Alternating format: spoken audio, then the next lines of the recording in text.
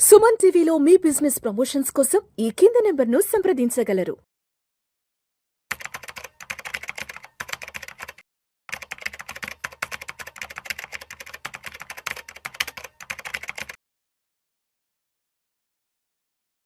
నమస్తే, welcome to Vishnu talks. నేను విష్ణు, ప్రస్తుతం నాతో పాటు senior stock market analyst Ramachandramurthy గారు ఉన్నారు. వారితో మాట్లాడదాం. రామచంద్రమూర్తి గారు నమస్తే సార్. నమస్తే విష్ణు గారు.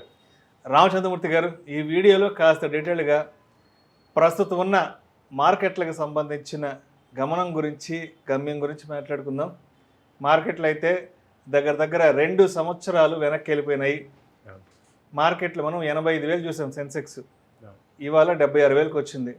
నిఫ్టీ 26,500 వరకు చూసాం, ఈరోజు 23, 22 దాకా ఏదో వచ్చేస్తుంది. ఆల్మోస్ట్ నిఫ్టీ సెన్సెక్స్ 2 కలిపి ఒక 10% వరకు ఫాల్ అయినాయి. దగ్గర 2026 అంటే జనవరి నుంచి ఇప్పటి వరకు 72 రోజుల్లో 48 లక్షల కోట్ల రూపాయలు మార్కెట్ నుంచి బయటకు వెళ్ళిపోయినాయి. అవునండి. సో ఏంటి పరిస్థితి, అంటే నెక్స్ట్ ఏంటి అసలు మార్కెట్లో సిచ్యువేషన్, కండిషన్ ఏంటి? యాక్చువల్గా అంటే మీరు అన్నట్టు ఇది దాదాపు 15 ఏళ్ల చరిత్రలో ఇదే ఫస్ట్ టైము ఇంత వరస్ట్గా ఫాల్ అవటం.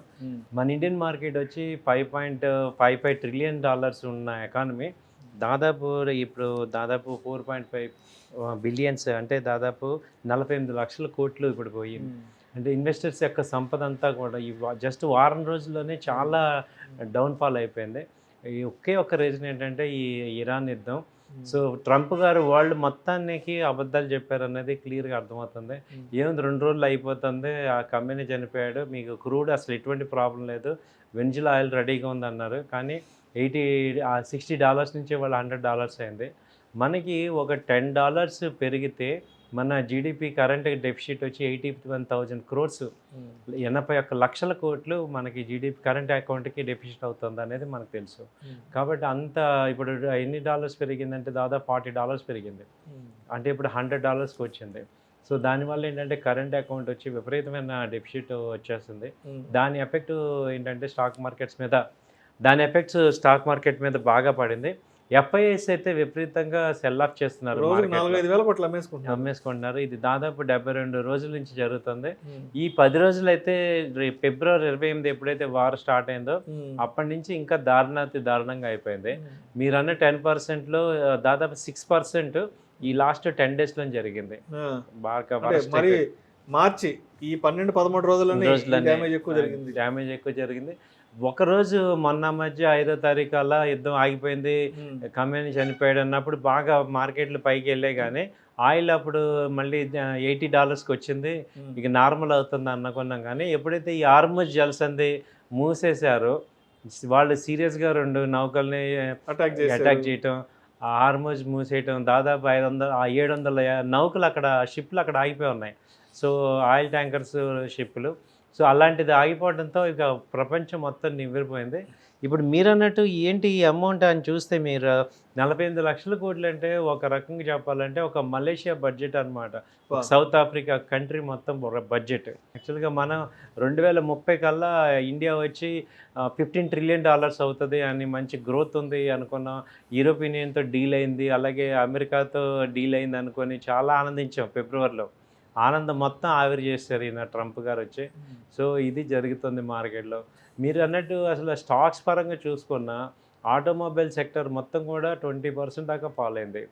ఒక్క ఎల్ఎన్టీ తీసుకుంటేనే 1000 పాయింట్లు డౌన్ అయింది. మిడిల్ ఈస్ట్లో వాళ్ళకి వ్యాపారాలు ఉన్నాయి ఎల్ఎన్టీ, సో 1000 పాయింట్లు డౌన్ అయింది. అలాగే మనం తీసుకుంటే ఐషర్ మోటార్ దాదాపు 1000 పాయింట్లు తగ్గింది, 8,300 నుంచి 7,300కి వచ్చింది.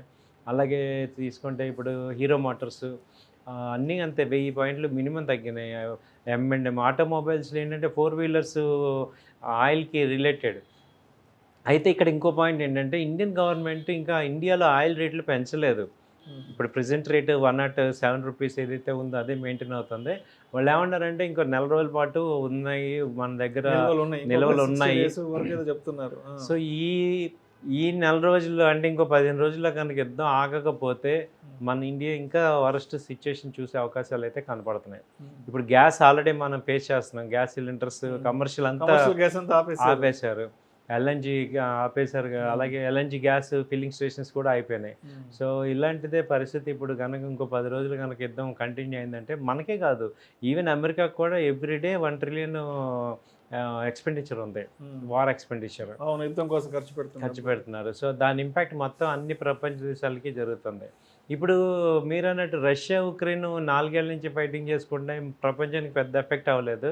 కానీ ఈ ఇరాన్ వచ్చి 10 రోజుల్లో ఇంత అతలాకుతలం అయిపోయిందంటే కేవలం ఈ ఆయిల్ అనమాట. అటు రష్యా ఉక్రెయిన్ వల్ల ఎక్కడ కూడా వరల్డ్ ట్రాన్స్పోర్ట్కి ఇబ్బంది కలగల.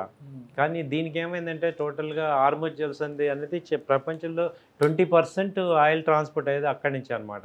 కాబట్టి అది మూసేయటం ఎఫెక్ట్ అయింది. ఇంతవరకు అమెరికా ఎటువంటి ఇది తీసుకోలేదు, ఆ నౌకల్ని విడిపించే బాధ్యత మేము తీసుకోమంటున్నారు. So almost even America defence system కూడా కొంత తగ్గుతుంది. మరి ఇరాన్ని చాలా వరకు స్పాయిల్ చేస్తాం, ఏ దేశాన్ని హిట్ చేయలేనంత ఇదిగా హిట్ అయ్యింది అని చెప్తున్నారు మరి. బట్ ఇరాన్ టాప్ లీడర్స్ అందరూ పోయినా ఇంకా వీళ్ళు ఏం చేస్తున్నారు, ఎలా ఫైట్ చేస్తున్నారు అంటే వాళ్ళు డీసెంట్రలైజ్డ్ చేశారు వ్యవస్థని అని చెప్తున్నారు. దాంతో ఏంటంటే ఎవ్రీ యూనిట్ స్పెషల్ యూనిట్ అటాక్లోకి ఉంది. మేము సంవత్సరాల తరబడి వారిని కంటిన్యూ చేయగలం, మమ్మల్ని తక్కువ అంచనా వేయద్దు అంటున్నారు. కాబట్టి ఏంటంటే మనం కూడా ఆలోచించాల్సింది ఏంటంటే ఇదేదో ఫస్ట్ ట్రంప్ గారు అన్నట్టు ఏదో 5 రోజులు అయిపోతుంది అనేటట్టు ఎక్కడ కనపడలా.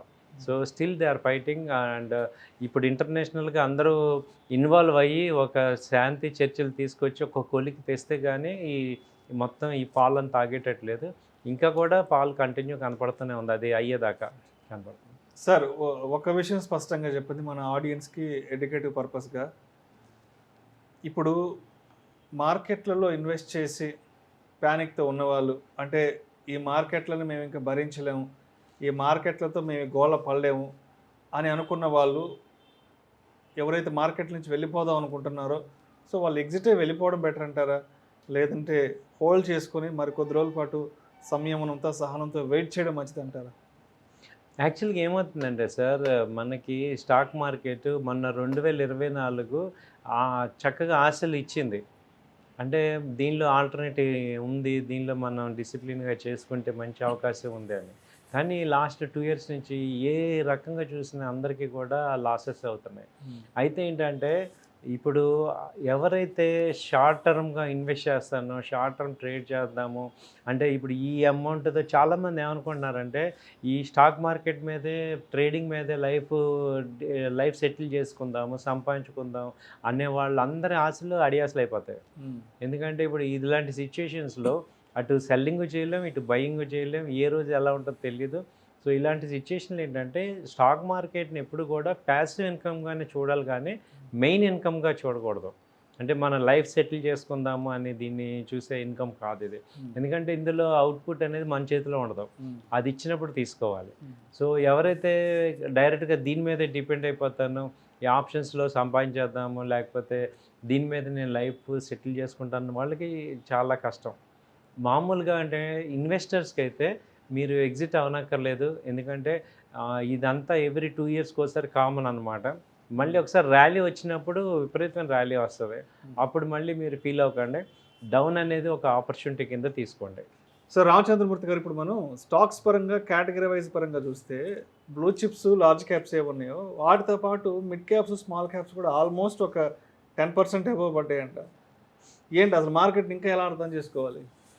ఎప్పుడైనా అంతేనండి, మార్కెట్ ఫాలో అవుతుంటే స్మాల్ క్యాప్ 30%, 40% కూడా పడిపోద్ది. మిడ్ క్యాప్ వచ్చి 30 to 20% వస్తుంది. లార్జ్ క్యాప్ వచ్చి నిఫ్టీతో పాటు వస్తుంది, 10 to 15% వస్తుంది. కాబట్టి ఏంటంటే డౌన్ అయ్యే టైంలో మన నిఫ్టీ కంపెనీస్లో ఉండాలి, లార్జ్ క్యాప్లో ఉండాలి. రైజ్ అయ్యే టైంలో స్మాల్ క్యాప్లోకి రావాలి. కాబట్టి ఏంటంటే ఇప్పుడు చాలా స్మాల్ క్యాప్ ₹1000 ఉండే స్టాక్ వాళ్ళు 300కి 400కి కూడా వచ్చేసాయి చాలా కంపెనీలు. అవి ఫాలో అవుతుంటాయి, దానిలో ఇన్వెస్ట్ చేసిన వాళ్ళందరూ ప్యానిక్ అవుతుంటారు. కానీ ఏంటంటే లాంగ్ టర్మ్ పాయింట్లో ఒక 2 ఏళ్ల పాటు వదిలేస్తే మీకు మళ్ళీ మీ రేట్లు రావచ్చు. ఎందుకంటే మనకి ఒరిజినల్గా ఇండియాకి ఇది వచ్చిన ప్రాబ్లం కాదు, ఒక వేరే వాళ్ళ 2 కంట్రీస్ వల్ల వచ్చిన ప్రాబ్లం. కాబట్టి మనకు వచ్చిన ఎఫెక్ట్ అయితే డైరెక్ట్గా ఏం లేదు. ఇరాన్ కూడా మనకి ఇప్పుడు పాజిటివ్గానే ఆ షిప్స్ పంపించాము అది ఇది అంటున్నారు.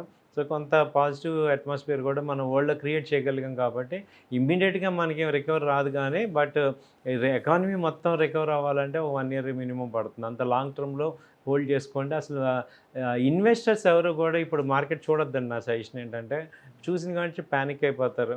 సో మీరు లాంగ్ టర్మ్ ఇన్వెస్ట్ అంటే 2 ఏళ్ళ తర్వాత చూడండి అని వదిలేయండి. సో రామచంద్రమూర్తి గారు, మరి మార్కెట్లలో ఇంత వోల్టాలిటీ ఉంది కాబట్టి ఎక్కడ చూసినా ప్యానిక్ సిచ్యువేషన్ ఉంది. ప్రపంచవ్యాప్తంగా చూసినా సరే ప్రతి ఒక్కరూ ఏదో ఒక భయాందోళనకు గురి అవుతున్నారు. ఎవరు కూడా సంతోషంగా లేరు. మార్కెట్లు కూడా ఆల్మోస్ట్ 2-2.5 వెనక్కి వచ్చేసాయి కాబట్టి సో ఇలాంటి టైంలో ఎటువంటి స్టాక్స్కి దూరంగా ఉండాలి అంటారు? అదేవిధంగా ఇలాంటి యుద్ధ భయంలో, యుద్ధ వాతావరణంలో కూడా బెనిఫిట్ అయ్యే స్టాక్స్ కూడా ఏముంటాయి అసలు? యాక్చువల్గా దూరంగా ఉండాల్సిన స్టాక్స్ ఏంటంటే ఈ పెట్రోల్తో రిలేటెడ్ అయ్యే ప్రతి స్టాక్ ఎఫెక్ట్ అయిపోద్ది కాబట్టి వాడికి దూరంగా ఉండాలి. మెయిన్ ఈ ఆటోమొబైల్స్ అని, తర్వాత ట్రాన్స్పోర్టు, ఫైనాన్స్ ఇవన్నీ కూడా ఎఫెక్ట్ అవుతాయి. సో బెనిఫిట్ అయ్యే స్టాక్స్ ఏముంటాయి వీటిల్లో అంటే ఇప్పుడు ఈ రేట్లు పెరగటం వల్ల బెనిఫిట్ అయ్యే కంపెనీస్ కొన్ని ఉన్నాయి. ఇప్పుడు ఈ వార్ వల్ల కొంత డిఫెన్స్ సెక్టర్ కొంచెం బెనిఫిట్ అయ్యే ఛాన్సెస్ ఉంటుంది. అలాగే ఫార్మా సెక్టర్ బెనిఫిట్ అవుతుంది. సో అలాగే ఇప్పుడు ఏంటంటే ఈ గోల్డ్, సిల్వర్ కూడా ఇప్పుడు ప్రెసెంట్ కొంచెం తగ్గుతున్నాయి కానీ యాక్చువల్గా అయితే వార్ సిచ్యుయేషన్లో పెరుగుతూ ఉండాలి. సో ఆ బీస్ కానీ ఇవి చేసుకోవచ్చు. అయితే ఇక్కడ ఐటీ సెక్టర్ బాగా తగ్గి రివర్స్లో కనపడుతుంది. సో కాబట్టి ఐటీ బీస్ అలాంటివి ఏదైనా ఏంటంటే డైరెక్ట్గా స్టాక్స్లో కాకపోయినా మీరు మ్యూచువల్ ఫండ్స్ బీస్లో, ఐటీ బీస్లో అలా ఇన్వెస్ట్ చేసుకుంటే పర్వాలేదు. ఐటీ సెక్టర్ కొంచెం ఆగుతుంది.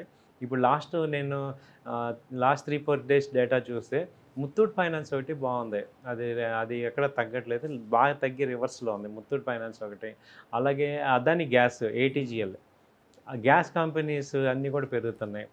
సో ఆయిల్ రిలేటెడ్ కంపెనీస్ అన్నీ కూడా పెరుగుతాయి. అంటే హెచ్పిసిఎల్, బీపీసీఎల్, ఈ అదాని గ్యాస్, అలాగే ఇలాంటి గ్యాస్ రిలేటెడ్ కంపెనీస్ ఇవన్నీ పెరుగుతాయండి, పాజిటివ్ ఉంటాయి.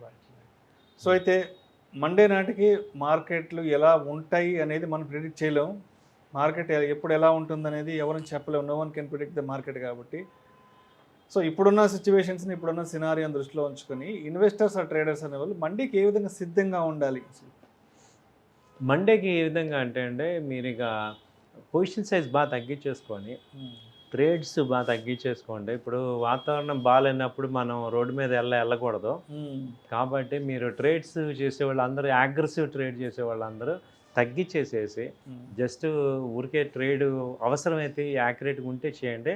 ఇక్కడ ఏంటంటే హ్యూజ్ లాసెస్ అయిపోతుంటాయి, అటు ఇటు మూవ్మెంట్ ఉంటుంది కాబట్టి ట్రెండ్ క్లారిటీ లేనప్పుడు కొంచెం దూరంగా ఉండండి. అలాగే మంచి కంపెనీస్ని అబ్జర్వ్ చేయండి. పిక్ చేసుకునేటప్పుడు రైట్ పికింగ్ కోసం మంచి స్టాక్స్ని పెట్టుకోండి.